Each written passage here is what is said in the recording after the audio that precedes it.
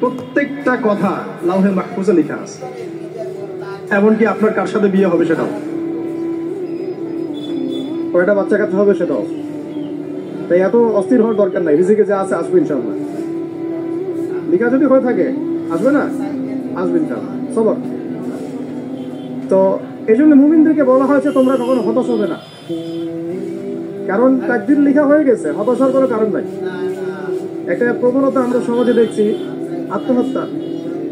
Young জেনারেশনকে আমরা নসিহত করবো যে ভুলেও নিজের জীবনকে বিসর্জন দিতে যাবেন না। আল্লাহ রাব্বুল আলামিন আপনাদেরকে সৃষ্টি করেছেন তার ইবাদত করার জন্য এবং তার জমিনে তার দিনটাকে প্রতিষ্ঠা করার জন্য। খেলায় খেলায় আপনার জীবনটা নষ্ট করবেন না, ঠিক আছে ভাই?